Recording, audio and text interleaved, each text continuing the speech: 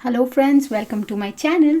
आज एक बहुत ही धमाकेदार स्टॉक के बारे में हम डिस्कस करेंगे जिसका नाम है जुबिलेंट फूडवर्क्स लिमिटेड। और इसके रिलेटेड एक बहुत ही शानदार न्यूज़ है जिसके बारे में मैं आपके साथ शेयर करना चाहती हूँ। तो क्या ये Jubilant FoodWorks next multibagger बन सकता है? देखते हैं फिर आगे। जुबिलेंट फूडवर्क्स, उसका जो एक मंथ का रिटर्न्स है वो है 2.77%। वो देखने में कम लगता है दोस्तों, लेकिन पिछले एक साल में 55% रिटर्न्स दे चुका है। और उसका अगर कंपाउंडेड एनुअल ग्रोथ रेट अगर आप देखो तो हर साल वो इतना ज़्यादा बढ़िया रिटर्न्स दिया है अपने इन्वेस्टर्स को। एक साल में 57%, 3 साल में 44% और 5 साल भी अगर आप लंबे दौरान में भी देखें तो वो स्टॉक 42% दे चुका है। उसका जो लेटेस्ट न्यूज़ है तो ये है दोस्तों कि जुबिलेंट फूडवर्क्स ने नेदरलैंड्स की एक फूड कंपनी जो है फाइड्स, उसको 250 करोड़ रुपए में खरीद लिया है। तो ये इतनी बड़ी न्यूज़ क्यों है और उसका स्टॉक पे क्या इम्पैक्ट आएगा वो मैं आगे आपको बताऊंगी, तो बने रहिए मेरे साथ। सबसे पहले फाइड्स के बारे में थोड़ा जानते हैं। तो फाइड्स एक नेदरलैंड्स की कंपनी है जिसका 32% जो इक्विटी है वो डीपी यूरेशिया मतलब डोमिनो पिज़्ज़ा यूरेशिया जो लंदन में एक लिस्टेड कंपनी है उसमें वो अपना स्टेक बेच रही है 32%। तो इससे क्या होता है, जो टर्की, रशिया और अजरबैजान और जॉर्जिया, ये सारे देशों में जो डोमिनो पिज़्ज़ा की आउटलेट्स है वो सब जुबिलेंट फूडवर्क्स एक्वायर कर रही है। इतनी बड़ी न्यूज़ इसलिए है दोस्तों क्योंकि इतने सारे स्टोर्स को एक ही साथ जुबिलेंट फूडवर्क्स एक्वायर कर रहा है, तो बिना ज़्यादा खर्चा किए वो आराम से अपने प्रोडक्ट्स वहाँ बेच सकता है। ऑलरेडी बना बनाया स्टोर है, उन्हें कोई कैपिटल नहीं इन्वेस्ट करना, उन्हें कोई स्टोर नहीं बनाना, कुछ नहीं करना है, तो सिर्फ वहाँ पे आउटलेट्स मैनेज करने हैं। तो 250 करोड़ में ये डील कंप्लीट हुआ है। 38,000 का मार्केट कैप है दोस्तों इस कंपनी का, तो 250 तो बहुत ही कम है। तो बहुत ही बढ़िया डील किया है इस कंपनी ने। तो उसके कुछ स्वॉट एनालिसिस करते हैं जिससे हम समझ पाएँ कि आगे क्या वो स्टॉक उतना बेहतर कर पाएगा। तो सबसे पहले उसका स्ट्रेंथ्स हम देखते हैं। जुबिलेंट फूडवर्क्स इनोवेशन में बहुत बिलीव करती है। उसके बहुत सारे प्रोडक्ट्स आ रहे हैं मार्केट में, आप देख रहे हो कि एक है अनथिंकेबल पिज़्ज़ा, मतलब वो एक प्लांट बेस्ड प्रोटीन से निकाल के वो चीज़ बना के उसमें पिज़्ज़ा बनाते हैं। तो बहुत ही बढ़िया कॉन्सेप्ट है। बहुत कम कंपनी में आप देख पाओगे कि खाने के मामले में इनोवेशन बहुत कम कंपनी करती है, तो उन कंपनियों में जुबिलेंट फूडवर्क्स मार्केट लीडर है। और उसकी जो प्राइसिंग भी है वो बहुत ही बढ़िया होती है, इसलिए उनका मार्जिन बहुत काफ़ी अच्छा रहता है। ज़्यादा वीकनेस तो नहीं है दोस्तों जुबिलेंट फूडवर्क्स की कंपनी में, लेकिन थोड़ा सा एरिया ऑफ इम्प्रूवमेंट मुझे लगता है ये है कि क्वालिटी इंग्रेडिएंट्स उन्हें ऐड करने पड़ेंगे। तो बहुत सारे केमिकल और बहुत सारे आर्टिफिशियल चीज़ों का यूज़ करते हैं जुबिलेंट फूडवर्क जैसी कंपनी जो पिज़्ज़ा बनाने में काम आती है। तो अगर इन इंग्रेडिएंट्स का वो कम करे और हार्मफुल चीज़ों का हटा के क्वालिटी और हेल्दी ऑल्टरनेटिव दे कस्टमर्स को, तो मुझे लगता है वो बहुत ही बढ़िया रहेगा और कंपनी का स्टॉक और ऊपर चला जाएगा, एकदम स्काई रॉकेटिंग हो जाएगा। तो दो अभी अपॉर्चुनिटीज़ क्या है जुबिलेंट फूडवर्क्स का? अपॉर्चुनिटी ये है दोस्तों कि अभी फ़िलहाल जो कोविड सिचुएशन से लोग घर में हैं, लोग घरों से ही काम कर रहे हैं और ज़्यादा बाहर आना जाना नहीं है, तो वो जो डिजिटल ऐप से घर बैठे ही ऑर्डर दे देते हैं और आराम से पिज़्ज़ा घर आ जाता है, या कोई भी खाने का जो उनका जो अलग अलग प्रोडक्ट्स है वो घर आ जाता है। तो वो एक बहुत बड़ी अपॉर्चुनिटी है। अगर उसको उन्होंने अच्छे से कैपिटलाइज किया तो डेफिनेटली ये कंपनी आराम से स्काई रॉकेटिंग हो जाएगा इसका स्टॉक, और आप उसको बेनिफिट आप सभी को मिल पाएगा अगर आप उसमें इन्वेस्टेड हो। दूसरी जो अपॉर्चुनिटी ये है कि अभी ये जो डील हुई है फाइड्स नेदरलैंड्स की कंपनी के थ्रू, तो ये एक इंटरनेशनल एक्सपोजर देती है। पहले सिर्फ आसपास के नेबरिंग कंट्रीज में ही था, जैसे बांग्लादेश, नेपाल, इन सारे कंपनीज में था जुबिलेंट फूडवर्क्स, लेकिन अभी इस बड़े इंटरनेशनल एक्सपोजर के साथ बहुत ही बड़ा अपॉर्चुनिटी मिलता है कि वो आराम से अपना एक्सपेंशन करे, अपनी मार्जिन्स बढ़ाए और उनकी प्रॉफिट भी बढ़ जाएगा।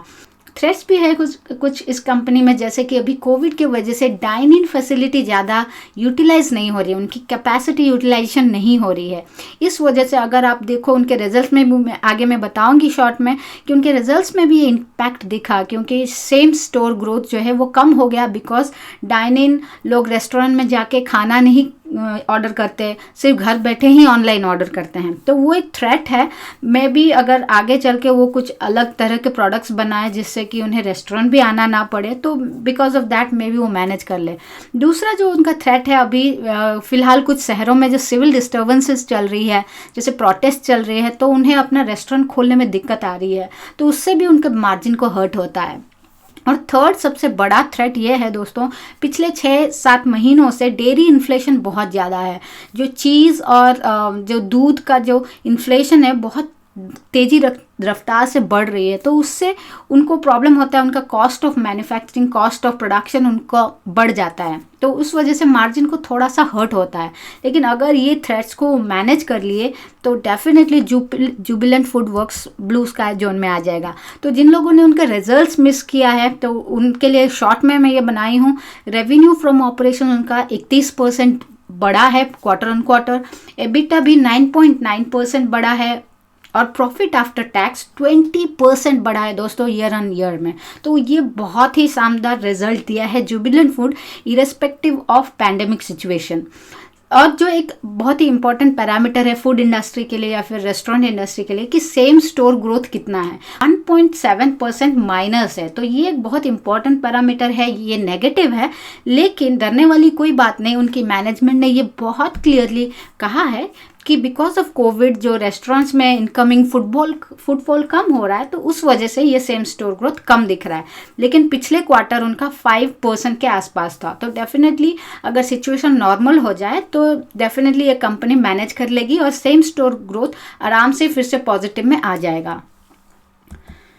तो उसका ब्रोकरेज रिपोर्ट्स बिकॉज ऑफ इतना शानदार रिजल्ट्स दिया है पिछले क्वार्टर में, तो इस वजह से ब्रोकरेज रिपोर्ट बहुत ही अपबीट है। एक्सिस कैपिटल ने 3000 का टारगेट दिया, इसे पार करके ऑलरेडी निकल चुका है ये जो स्टॉक है। और बहुत सारे BNP परिबास है, ये सब लोकल कंपनीज है, और JP मॉर्गन ने भी 3000 के ऊपर दिया है। ये सिर्फ एक चीज़ ये ध्यान रखिए दोस्तों, लेकिन इसका स्टॉक एकदम लाइफ टाइम हाई पे है, इसका प्रीवियस हिस्ट्री कुछ नहीं है। तो ये एकदम अगर ये न्यूज़ का पॉजिटिव इम्पैक्ट दिखा, अगर लोगों में इंटरेस्ट आया इसको खरीदने के लिए, तो आने वाले कुछ सेशन में आप देखोगे वो बहुत ही ऊपर जाएगा।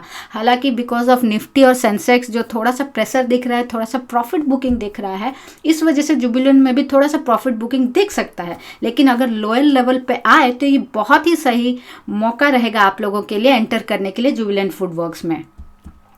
तो शॉर्ट टर्म एनालिसिस हम देखते हैं कि शॉर्ट टर्म में 2510 इसका जो सपोर्ट लेवल है उसके ऊपर ही अभी वो रेंज में चल रहा है। दिसंबर से आप देखिए एक बार ब्रेकआउट आ गया है तो वो आराम से ऊपर ही चल रहा है।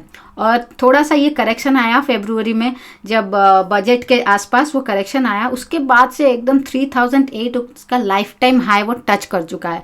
तो 3008 उसका भी हाईएस्ट रेंज है, तो वहाँ से वो थोड़ा सा अगर प्रॉफिट बुकिंग आया तो डेफिनेटली वो अपॉर्चुनिटी बनता है आपके लिए वो एंटर करने के लिए उस स्टॉक में। लॉन्ग टर्म अगर आप देखो तो लॉन्ग टर्म ये जो कंपनी का स्टॉक है 2011 से ये स्टॉक मैं आपको दिखा रही हूँ, तो बढ़ते ही जा रहा है, तो कोई रुकने का नाम ही नहीं ले रहा है। 200 डे मूविंग एवरेज एकदम बहुत लो है, 2200, वहाँ तक तो पहुँचना बहुत मुश्किल है।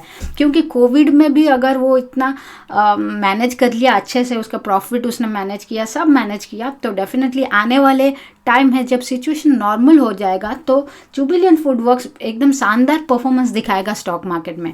इस वजह से एडलवाइसेस ने उसके जो रेटिंग है वो रिवाइज किया है और उसके हाईएस्ट टारगेट उसने दिया है 3575, अभी 2900 के आसपास है, तो उसे और बहुत ऊपर जा सकता है, अपसाइड अभी बहुत ज़्यादा है। तो ये था दोस्तों आज का इस वीडियो। तो उम्मीद है आपको ये वीडियो पसंद आया होगा और जुबिलेंट फूड में जो पार्टी चल रही है उसमें आप भी हिस्सा बनोगे। तो फिर मिलते हैं, बाय बाय। तो अगर आपको ये वीडियो अच्छी लगी तो do subscribe my channel and hit the like button.